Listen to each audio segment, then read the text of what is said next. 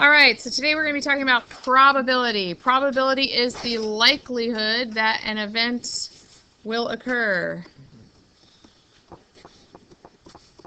Likelihood an event will occur. And it's always from 0 to 1 is how it's expressed. It can be expressed as a fraction, a decimal, or a percent.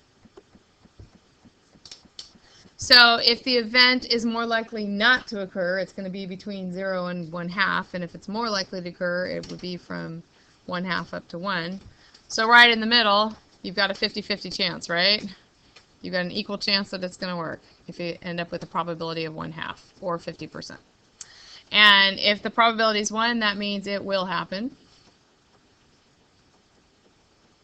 If the probability is 0, it will not happen.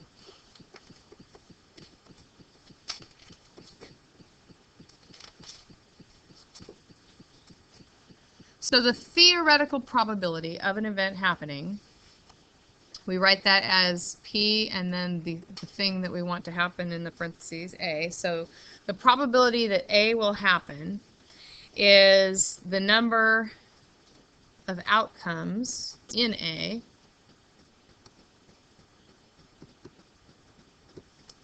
over the total number of outcomes. So for instance, if my little Venn diagram here was a bag that had Skittles in it, and 3 of the Skittles were red, the chance of me getting a red Skittle would be 3 out of 8.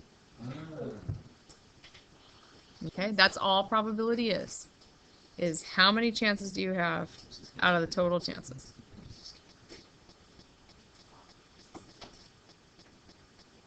So for an example then, you are rolling a standard 6-sided die. Find the probability of A rolling a 5 and B rolling an even number. So how many sides are on a single die? 6 sides. Like it said, 6 sides. How many of those sides have a 5 on it? Only 1. So how many chances do you have to roll a 5? 1 out of 6 chances, okay?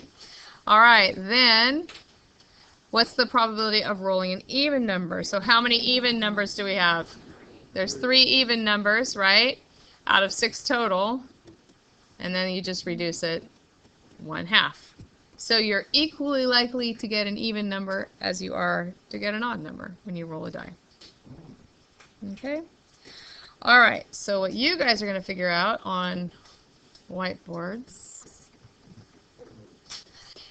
is that you're equally likely to choose any integer from 1 to 20. How likely are you to choose a perfect square?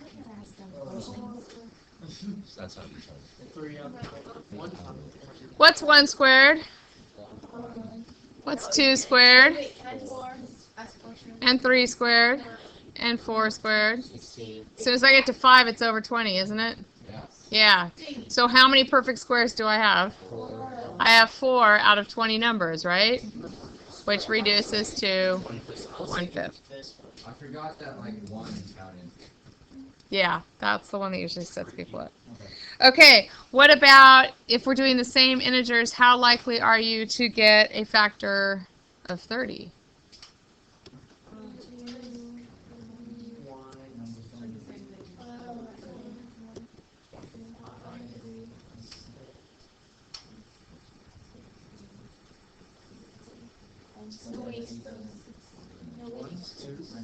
You guys can write down what the factors are if you're having a hard time doing it in your head.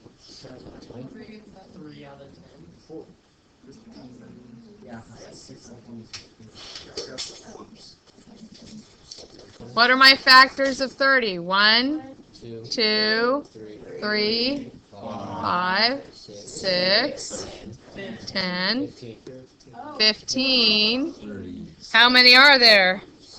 7 out of 20. That would be the answer for that one. Okay? All right. So now, let's look at this problem. A community center hosts a talent contest for local musicians. On a given evening, 7 musicians are scheduled to perform. The order in which they perform is randomly selected during the show. What is the probability that the musicians perform in alphabetical order by their last names, assuming that nobody has the same last name as anybody else? So, how many chances are there to get something alphabetical? How many ways can you do something alphabetical? How many, if you sing the ABC songs, how many different ways do you sing the ABC song? Only one way to be alphabetical, right? Unless you're having a sobriety test and they ask you to sing it backwards. Okay, so there's only one way for it to be alphabetical correctly. All right, in order from the beginning. Okay, so now if I'm doing it completely random, what's going to be on the bottom of that fraction?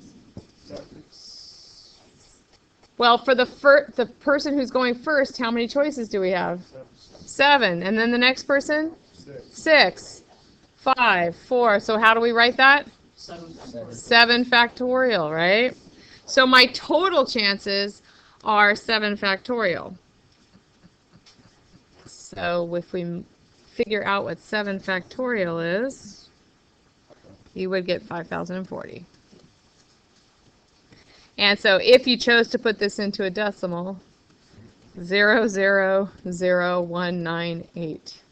Not very many chances that that would happen. That's like 0.019% of the time. Not even 1%. It's like 100%. Okay, so now let's look at the probability that the first 2 are your friends. So you're friends with 4 of the musicians. What's the probability that the first 2 are your friends? So right now we're just talking about choosing the first 2, right? How many of them do you know? 4. So out of those 4, so we're going to put the friends on top, and then we're going to put the total possibilities on the bottom, okay? Okay, so I have 4 friends, and I'm choosing the first 2 performers. But there were a total of how many performers? 7.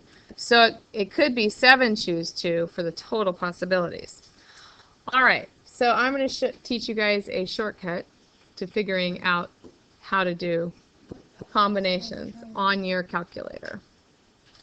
You could use Pascal's triangle because these are nice low numbers. That would be one way. But if you guys look, you're going to find should be a button that says PRB or probability or something like that. Or there might be a button that even looks like that. And so what you do is you put in that first number, 4, you hit the probability, and then you arrow over to where the NCR is, hit enter, and then you would put in the 2, and then hit enter again. So I'm going to give you guys a second to figure that out. All right, so we get 6 for the top, 21 for the bottom, and that can be reduced to 2/7. So you can leave the answer as 2/7, or again, if you want to make it into a decimal, you can, 0.286. All right, so now you guys are going to figure out. So what if, how would your answers change if now there were 9 musicians scheduled to perform? So now, remember, part 1 was how many chances that it would be alphabetical? So what did you say? It would just be 1/9 factorial, right?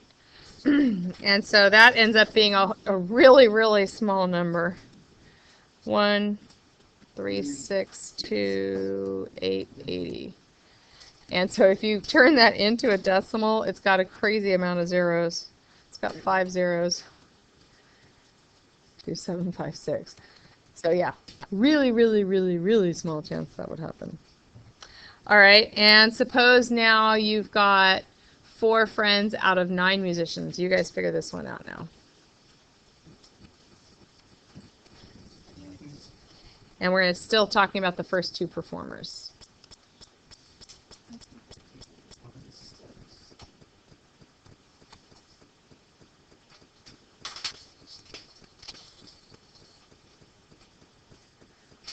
Okay, so it's 4 choose 2 over 9 choose 2. We already know 4 choose 2 is 6. What'd you guys get for 9 choose 2? 36. All right, so we can reduce that to 1/6, or approximately 0.167. Alrighty. Last thing we're going to talk about today is geometric probability. With geometric probability, we're talking about a ratio. It could be for lengths, areas, or volumes. Lengths, areas, or volumes.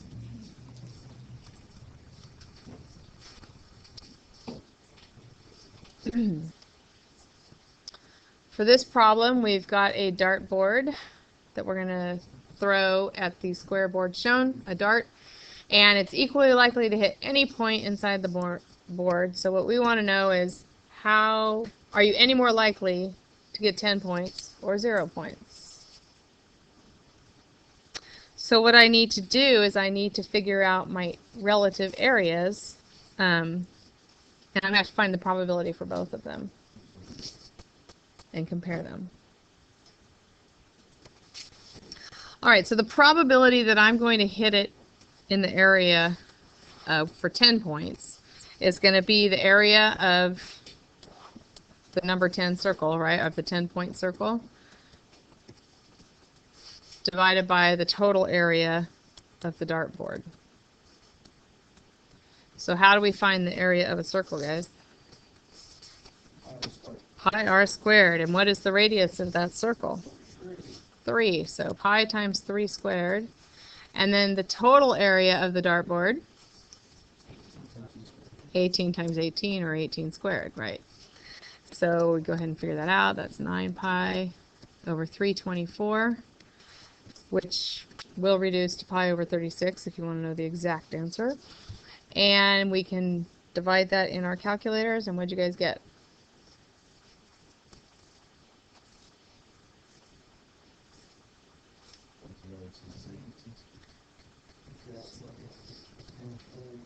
Right, 0.0873. All right, now I need to figure out the probability that I'm going to get 0 points. So how can I figure out the area of the black part of that dartboard?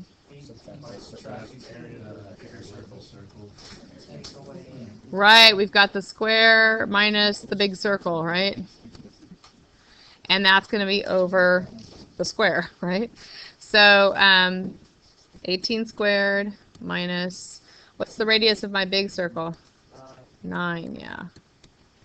Over 18 squared. So 324 minus 81 pi over 324. Turns out you can actually reduce that. 81 goes into all of those numbers, and you get 4 minus pi over 4. So if we put that in our calculators,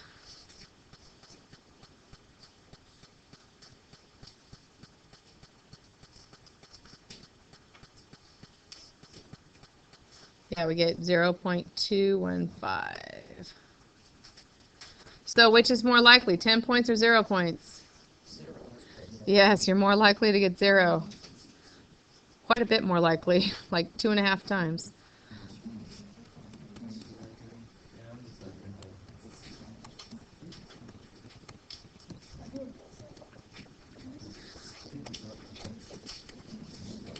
All right, so now what I want you guys to figure out on your own is, are you more likely to get 5 points or 0 points? So how am I going to figure out the area for the 5 points? You have to add the 3, so you have 6 instead of 3. My radius is 6, yeah. But if I just do pi r squared with 6, does that whole area have 5 points? No. You need to subtract out that inside circle, yeah. So it's going to be the middle circle minus the inside circle. So figure out which one comes out higher. You already know what it is for 0. See what your probability is for 5 points. Maybe more than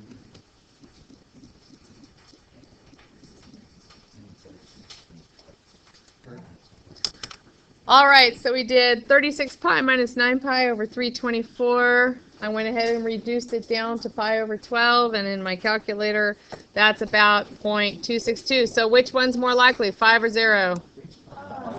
5. So Stephen's real life experience was on par with what our theoretical probability said it should be. All right. Okay, so that's it for today. Any questions? How's your day? My day's been fantastic. How's your day been? Is that the recording now? Now we're done recording.